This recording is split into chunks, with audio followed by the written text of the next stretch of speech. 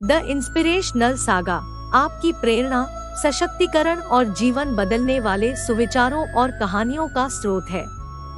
हमारा मानना है कि हर किसी में महानता हासिल करने की क्षमता है और हमारा मिशन आपकी आत्मा को ऊपर उठाना, आपके क्षितिज को व्यापक बनाना और खुद को प्रेरित करने के लिए आपके भीतर की आग को प्रज्वलित करना है।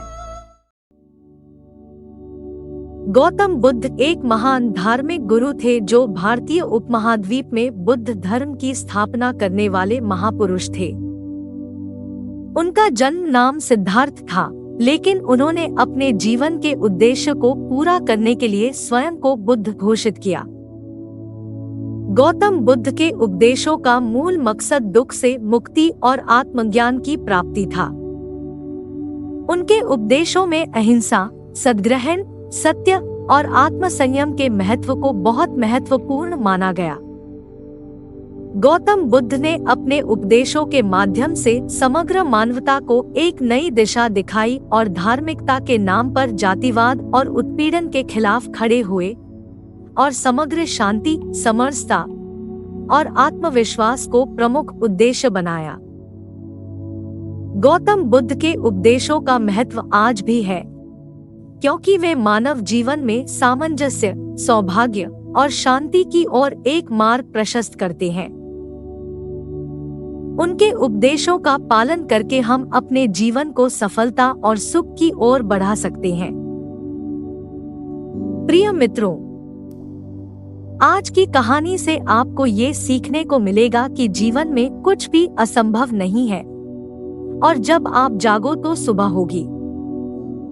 अगर आपको लगता है कि मैंने कई बुरे काम किए हैं और अब इन गलतियों को सुधारने का कोई रास्ता नहीं है, तो आपको गौतम बुद्ध के जीवन की ये कहानी जरूर सुननी चाहिए। आज की दिलचस्प कहानी का शीर्षक है गौतम बुद्ध और अंगुलीमाल। एक दिन बुद्ध भिक्षा के लिए श्रावस्ती के एक गांव में पहुंचे। जब बुद्ध गांव में प्रवेश करते हैं तो देखते हैं कि पूरे गांव में सन्नाटा है। दूर दूर तक कोई व्यक्ति नजर नहीं आ रहा था। बुद्ध उस गांव के पहले द्वार पर जाते हैं और कहते हैं, भिक्षाम देहि। लेकिन अंदर से कोई बाहर नहीं आता। बुद्ध दूसरे दरवाजे पर जाते हैं, लेकिन कोई दरवाजा नहीं खोलता। बुद्ध तीसरे द्वार पर जाते हैं, लेकिन उस द्वार से भी कोई बाहर नहीं आता। तभी अचानक एक दरवाजा खुलता है, जिसमें से एक व्यक्ति बाहर आता है। वो झट से बुद्ध का हाथ पकड़ता है और उन्हें अपने घर में ले जाता है और कहता है, क्षमा करे बुद्ध, लेकिन इस समय आप बाहर नहीं जा सकते। अंगुलीमाल को श्रावस्ती की सीमा पर देखा गया है। सभी ग्रामीण डर के मारे अपने घरों की खिड़कियां और दरवाजे बंद कर बैठे हैं। बुद्ध उस व्यक्ति से पूछते हैं कि ये अंगुलीमाल कौन है और उससे इतना भय क्यों है। वह व्यक्ति कहता है, अंगुलीमाल एक राक्षस है। उसे जो भी व्यक्ति मिलता है, चाहे वह बच्चा हो, बूढ़ा हो, स्त्री हो या पुरुष, यहाँ तक कि साधु ही क्यों न हो, वो किसी को नहीं छोड़ता। महाराज प्रसन्नजीत के सैनिक भी उससे डरते हैं। बुद्ध उस व्यक्ति से पूछते हैं, क्या वो ये सब पैसों के लालच में करता है। वो व्यक्ति कहता है कि नहीं, उसे पैसों का कोई लालच नहीं है। जब भी वो किसी इंसान पर हमला करता है तो उसकी उंगली काट देता है और उससे अपने गले की माला बना लेता है। इसीलिए उसका नाम उंगली माल रखा गया है। और ये भी सुना जाता है कि जब उसके गले में माला 100 उंगलियों की हो जाएगी तो उसकी विनाशकारी शक्तियां और भी बढ़ जाएंगी। बुद्ध कहते हैं, धन्यवाद, तुमने मुझे उसके बारे में बताया। फिर वो व्यक्ति बुद्ध से कहता है कि कृपया आप बाहर न जाएं, क्योंकि वो आप पर भी हमला कर सकता है। बुद्ध कहते हैं, डर के मारे मैं अपना मार्ग छोड़ दूं, मैंने ऐसा कभी नहीं किया। मुझे भिक्षा मांगते देख लोगों के मन से अंगुलिमाल का भय भी कम होगा। तब वो व्यक्ति कहता है, नहीं बुद्ध, आप मत जाओ, वो बहुत खतरनाक है। बुद्ध कहते हैं, वो खतरनाक नहीं है, लेकिन दुखी है और मुझे उसके पास जाना होगा क्योंकि उसे मेरी जरूरत है। इतना कहकर बुद्ध उस व्यक्ति को छोड़कर आगे बढ़ जाते हैं। कुछ दूर चलने के बाद बुद्ध जंगल में प्रवेश करते हैं। जंगल में चारों तरफ सन्नाटा छाया हुआ है। दूर दूर तक न तो कोई इंसान दिखाई देता है और न ही कोई जानवर या पक्षी, लेकिन बुद्ध अपने रास्ते पर आगे बढ़ते रहते हैं। अचानक अंगुलिमाल प्रकट होकर बुद्ध के सामने खड़ा हो जाता है। उसका स्वरूप इतना भयानक होता है कि कोई भी उसे देखकर ही डर जाता। उसके गले में उंगलियों की माला है। चेहरा और हाथ खून से सने हुए हैं और शरीर मजबूत है। उसका रूप इतना भयानक है कि उसे देखते ही किसी भी सामान्य व्यक्ति के प्राण निकल जाएं, लेकिन अंगुलिमाल के इस भयानक रूप का बुद्ध पर कोई प्रभाव नहीं पड़ा। बुद्ध कुछ क्षणों के लिए शांत मुस्कान के साथ अंगुलिमाल को देखते हैं और फिर वहां से गुजर जाते हैं और अपने रास्ते पर आगे बढ़ने लगते हैं। बुद्ध को ऐसा करते देख अंगुलिमाल को समझ नहीं आता कि उसके साथ क्या हो रहा है। वो मन में सोचता है कि या तो लोग मुझे देखकर भाग जाते हैं या मुझे देखते ही मर जाते हैं या फिर मुझसे अपनी जान की भीख मांगने लगते हैं। मैंने कई सन्यासियों की हत्या भी की है, लेकिन आज तक मैंने ऐसे किसी को नहीं देखा जो मेरी उपेक्षा कर अपने पथ पर आगे बढ़े। या तो उसने मुझ पर ध्यान नहीं दिया है या हो सकता है कि उसे दिखाई न देता हो। लेकिन मुझे क्या, मुझे तो अपनी उंगलियों की माला पूरी करनी है। अंगुलिमाल ने बुद्ध को पुकारा, ए ऋषि रुको। फिर भी बुद्ध अंगुलिमाल की उपेक्षा करते हैं और अपने मार्ग पर चलते रहते हैं। अंगुलिमाल और अधिक क्रोध से भरकर बुद्ध को पुकारता है, ए ऋषि रुक जा। फिर भी बुद्ध अंगुलिमाल को फिर से नजरअंदाज कर देते हैं और अपने रास्ते पर चलते रहते हैं। अंगुलिमाल तीसरी बार क्रोध से भरकर चिल्लाता है, ए साधु रुक। फिर बुद्ध रुकते हैं। अंगुलिमाल बुद्ध के पास जाता है और कहता है, मेरे आदेश देने के बाद भी तुम रुके क्यों नहीं? बुद्ध कहते हैं, मैं तो बहुत पहले ही रुक चुका हूँ, तुम ही चले जा रहे हो।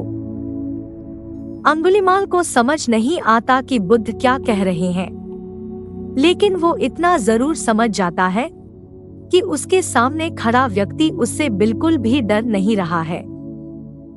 अंगुलिमाल बुद्ध को डराने के लिए चिल्लाता है और पूछता है, हे ऋषि, क्या तुम मुझसे डर नहीं रहे हो? मैं आदिमानव हूँ। बुद्ध कहते हैं, नहीं, तुम मनुष्य हो। बुद्ध की ये बात अंगुलिमाल के हृदय पर आघात करती है। पहली बार किसी ने उसे इंसान कहा, लेकिन उसने इस बात को नजरअंदाज करने की कोशिश की और बुद्ध से पूछा, हे ऋषि, जब आप चल रहे थे तो आपने ये क्यों कहा कि मैं बहुत पहले ही रुक गया था, और आपने ये क्यों कहा कि मैं नहीं रुका? बुद्ध कहते हैं कि मैं तो बहुत पहले ही रुक चुका हूँ, यानी मैंने ऐसे सभी बुरे काम करना पहले ही बंद कर दिए हैं जिनसे किसी भी व्यक्ति को कष्ट हो सकता है। हर कोई जीना चाहता है, आप बस उन्हें दया की नजर से देखने की कोशिश करें। बुद्ध के ये शब्द अंगुलिमाल के दिल पर फिर से चोट करते हैं, लेकिन वो फिर से बुद्ध की बातों को नजरअंदाज करने की कोशिश करता है। और इस बार वो और अधिक क्रोध से भरकर बुद्ध की गर्दन पर अपनी कटार रख देता है, जिससे वो लोगों को मारता था, और बुद्ध को चिल्लाकर कहता है, नहीं, मनुष्यों में न तो प्रेम है और न ही दया, केवल छल और कपट है। इसलिए मैं सभी को मार डालूंगा और किसी को भी जीवित नहीं छोड़ूंगा। बुद्ध कहते हैं, लोगों ने तुम्हें बहुत कष्ट दिया है अंगुलीमाल। मनुष्य अज्ञानता के कारण ही क्रूरता करता है। ईर्ष्या, द्वेष, मोह, ये सब तो अज्ञान की संतानें हैं। लेकिन मनुष्य ही है जिसमें दया, करुणा, सद्भावना और समझदारी भी होती है। अंगुलीमाल, इस जीवन में अगर क्रूर और निर्दयी लोग हैं, तो दयालु भी हैं। तुम्हें बस अपनी आंखों से ये पट्टी हटानी है जो तुम्हें सिर्फ बुराई दिखा रही है। तीसरी बार बुद्ध के वचन सुनकर अंगुलीमाल अपना नियंत्रण खो देता है। उसे समझ नहीं आ रहा कि पहली बार उसे अपने स्वभाव में इतनी कमजोरी क्यों महसूस हो रही है। वो गुस्सा करने की कोशिश करता है, लेकिन ऐसा नहीं कर पाता। वो बहुत साहस जुटाता है और क्रोधित होने का नाटक करते हुए बुद्ध से कहता है, आप अन्य लोगों की तरह नहीं हैं। बुद्ध कहते हैं कि मैं हर किसी की तरह ही हूँ, बस जाग रहा हूँ और साबित कर रहा हूँ कि हर किसी में जागने की क्षमता है। मेरा मार्ग क्रूरता को दयालुता में बदल देता है। अंगुलीमाल, तुम अनजाने में नफरत की राह पर हो, अभी रुक जाओ। तुम्हारे अंदर भी एक क्षमता है कि तुम दया और करुणा के मार्ग पर चल सकते हो। यह सुनते ही अंगुलीमाल के हाथ से कटार जमीन पर गिर जाती है और उसकी आंखों से आंसू बहने लगते हैं। कब तक कोई बुद्ध की उपेक्षा करेगा? अंगुलीमाल रोते हुए बुद्ध से पूछता है, क्या आप वही हैं जिन्हें लोग बुद्ध कहते हैं, जो लोगों को मुक्ति के मार्ग पर चलना सिखाते हैं? तब बुद्ध कहते हैं कि हाँ, मैं वही हूँ और तुम्हें भी मुक्ति के मार्ग पर ले जाना चाहता हूँ। तब अंगुलीमाल कहता है, परंतु मैं अब बहुत आगे निकल चुका हूँ। मैंने बहुत सी हत्याएं की हैं और बहुत सारे पाप किए हैं। मैं चाहकर भी वापस नहीं जा सकता और अब मेरे लिए वापस जाना असंभव है। बुद्ध कहते हैं, असंभव कुछ भी नहीं, जब जागो तभी सवेरा। अंगुलीमाल कहता है कि मैं अब जिंदगी की ओर नहीं लौट सकता, बहुत देर हो चुकी है। बुद्ध कहते हैं, तुम में इतनी चेतना है कि तुम जानते हो कि अब तक तुमने जो किया वह बुरा था। इसका मतलब ये है कि तुम जानते हो कि क्या अच्छा है और क्या बुरा।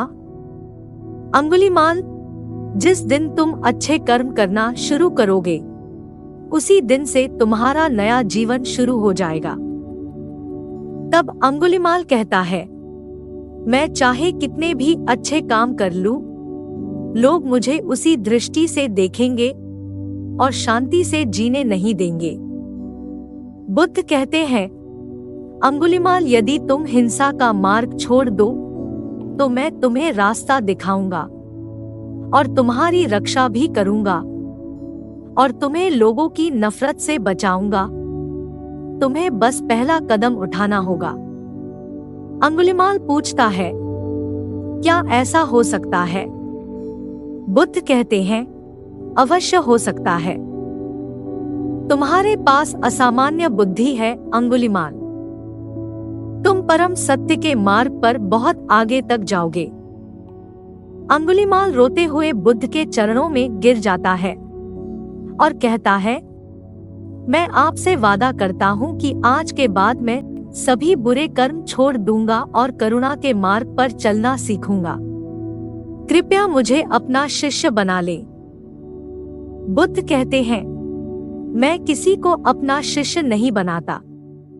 बल्कि व्यक्ति स्वयं मेरी संग में आ जाता है। अंगुलीमाल फिर बुद्ध का भिक्षु बन जाता है। यहाँ एक बात समझना जरूरी है कि बुद्ध किसी को अपना शिष्य या भिक्षु नहीं मानते थे। जो भी बुद्ध के साथ जुड़ता था, बुद्ध ही उसे रास्ता दिखाते थे और वो उसी रास्ते पर चल देते थे। भिक्षु और शिष्य शब्दों का प्रयोग केवल संघ में शामिल होने वालों की पहचान के लिए किया जाता था। कहानी में आगे बढ़ते हुए अंगुलीमाल के भिक्षु बनने के बाद उसका नाम अहिंसक हो जाता है। जब बुद्ध ने उसका नाम अहिंसक रखा, वो बिल्कुल वैसा ही बन गया था। दोस्तों, आइए जानते हैं अंगुलीमाल कैसे अहिंसक राक्षस बना। जानने के लिए इस कहानी के अंत तक बने रहें। जब अहिंसक पहली बार अन्य भिक्षुओं के साथ भिक्षा के लिए एक गांव में जाता है, तो कुछ गांव वाले उसे लाठियों से पीटने लगते हैं। जब बुद्ध को इस बात का पता चलता है, तो वह तुरंत उसे बचाने के लिए दौड़ते हैं और अपने शरीर को उन लाठियों के बीच ले आते हैं जिनका सामना अहिंसक कर रहा था। बुद्ध को देखकर गांव वाले उन पर लाठियां और पत्थर फेंकना बंद कर देते हैं। सभी लोग बुद्ध से कहते हैं, बुद्ध, आप इस हत्यारे अंगुलीमाल की रक्षा क्यों कर रहे हैं? इसने न जाने कितनी जिंदगियां ली। बुद्ध कहते हैं, अब ये अंगुलीमाल नहीं है, बल्कि इसका नाम अब अहिंसक है। अब ये तो आपके जैसा ही इंसान है। गांव वाले कहते हैं, ऐसा आदमी कभी नहीं बदल सकता। बुद्ध कहते हैं, ये अब बदल गया है। आप सभी लोग इसे सिर्फ अपने पुराने नजरिए से ही देख रहे हैं। यदि यह अंगुलीमाल होता, तो क्या आप में से किसी में भी उस पर उंगली उठाने का साहस या शक्ति होती? वो आपके हर आक्रमण को झेलता रहा और उसने आप पर पलटवार भी नहीं किया। क्या आपने ये बदलाव नहीं देखा? आज उसने अपना खून बहाकर अपने सारे बुरे कर्म धो डाले। तुम लोगों से इतनी मार खाने के बाद भी उसकी आंखों में तुम्हारे लिए कोई गुस्सा नहीं है। क्या आपको ये बदलाव नजर नहीं आ रहा? ये बदल गया है, लेकिन आप कब बदलोगे? इसी बीच उन्हीं ग्रामीणों में से एक महिला कहती है, मैंने ये बदलाव खुद देखा है।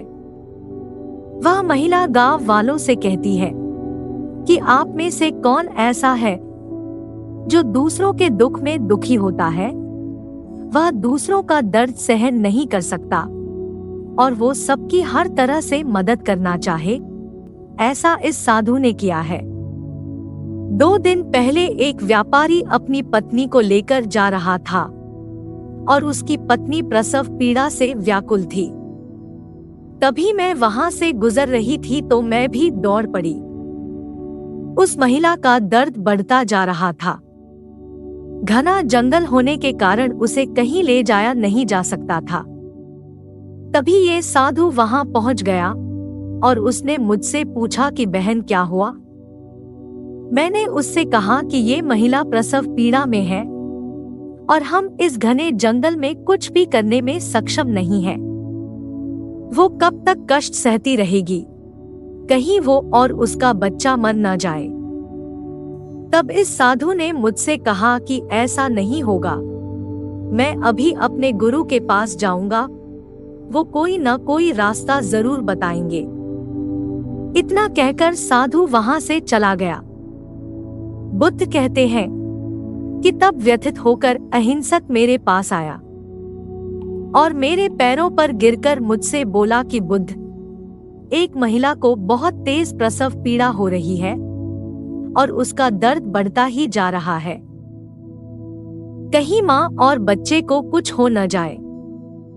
ये सब सुनकर बुद्ध ने कहा कि दौड़कर जाओ और उस महिला से कहो कि बहन, जब से मैं पैदा हुआ हूँ तब से मैंने जानबूझकर किसी भी प्राणी को कष्ट नहीं पहुँचाया है। मेरे अच्छे कर्म आपका सुरक्षा कवच बने और आपकी और आपके बच्चे की रक्षा करें। अहिंसक ने मुझसे कहा, बुद्ध, लेकिन ये तो झूठ होगा। सच तो ये है कि मैंने आज तक अनेक प्राणियों को दुख पहुंचाया है। यदि मैं ऐसा कहूंगा तो जच्चा बच्चा उसी क्षण मर जाएंगे। तब बुद्ध ने कहा, तो तुरंत जाकर उस स्त्री से कहो, बहन, जिस दिन से मेरा नया जन्म हुआ है उसी दिन से मैंने सभी बुरे कर्म छोड़ दिए हैं और किसी भी प्राणी को कष्ट नहीं दिया है। मेरे अच्छे कर्म आपका सुरक्षा कवच बने और आपकी और आपके बच्चे की रक्षा करें। तब अहिंसक ने बुद्ध से पूछा कि क्या मेरे अच्छे कर्म उसे बचा लेंगे? बुद्ध ने कहा कि बेशक, ये आपकी अपनी कमाई है, या तो आप इसे अपने लिए बचाएं या किसी और पर खर्च करें। अहिंसक ने अपने कमाए हुए पुण्य को किसी अनजान पर कुर्बान करने से पहले एक पल भी नहीं सोचा और वह उस महिला और उसके बच्चे की जान बचाने के लिए वहां पहुंच गया। महिला कहती है कि हाँ, ये साधु वहां दौड़ता हुआ आया था और तब भी वो महिला तेज दर्द से तड़प रही थी। उसने दोनों हाथ जोड़कर आंखें बंद कर ली और बोला, बहन, जब से मैं साधु बना हूँ उस क्षण के बाद मैंने कोई भी ऐसा कार्य नहीं किया है जिससे किसी प्राणी को दुख पहुँचे। मेरे अच्छे कर्म आपके लिए सुरक्षा कवच बन जाएं, आपकी और आपके बच्चे की रक्षा करें। और इसके इतना कहने पर उस स्त्री ने अपने बच्चे को जन्म दिया। तब बुद्ध कहते हैं कि ये व्यक्ति अहिंसक, जो दूसरों के दुख से दुखी होता है, वो किसी को कष्ट कैसे दे सकता है?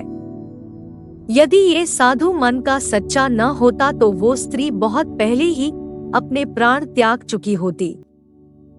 तब अहिंसक ने बुद्ध से कहा कि बुद्ध, इन्हें मत रोको, इनको तब तक मुझे मारने दो जब तक इनके मन का क्रोध शांत न हो जाए। बुद्ध अहिंसक से कहते हैं, तुम कर्म और गुणों का भंडार हो। आज तुमने अपने नाम अहिंसक को सिद्ध कर दिया। बुद्ध और उस महिला की बात सुनकर सभी गांव वाले कहते हैं, बुद्ध आप सही कह रहे हैं। अहिंसक बदल गया और हम देखने में भूल कर बैठे। दोस्तों, इस कहानी से हमें ये सीख मिलती है कि लोग सोचते हैं उन्होंने बहुत सारे गलत काम किए हैं, अब इन गलत कामों को सुधारने का कोई विकल्प नहीं है। इस पर गौतम बुद्ध कहते हैं कि आपने अब तक चाहे कितने भी बुरे काम क्यों न किए हों, लेकिन अगर आप अपने मन में ये विचार लाते हैं कि अब मुझे कुछ सही करना है, तो वही विचार आपके परिवर्तन का कारण बन सकता है। लेकिन सबसे महत्वपूर्ण बात यह है कि क्या आप पहला कदम उठाने के लिए तैयार हैं? प्रिय मित्रों, मैं आशा करती हूँ कि ये कहानी आपको पसंद आई होगी और इसमें दिया गया संदेश भी उपयोगी लगा होगा। यदि आपने इसे पसंद किया है तो आप कृपया लाइक के बटन पर क्लिक करें। यदि आप ऐसे वीडियो देखने में रुचि रखते हैं, मेरे चैनल को सब्सक्राइब करें। सब्सक्राइब करने से आप आने वाले किसी भी वीडियो को मिस नहीं करेंगे। मैं भी आपके विचार सुनने को उत्सुक हूँ। कमेंट्स करके जरूर बताएं। वीडियो देखने के लिए आपका बहुत बहुत धन्यवाद। आपकी सहायता के लिए मैं वास्तव में आभारी हूँ। अगले वीडियो के लिए बने रहें। आने वाले वीडियो को सबसे पहले देखने के लिए बेल आइकन दबाना न भूलें। धन्यवाद। अपना ख्याल रखें और आप सभी के जीवन में सुख शांति बनी रहे और आपका समय श्रेष्ठ हो। मैं कैथी जॉन हूँ और जल्द ही अगली बार आपसे दोबारा मिलूंगी।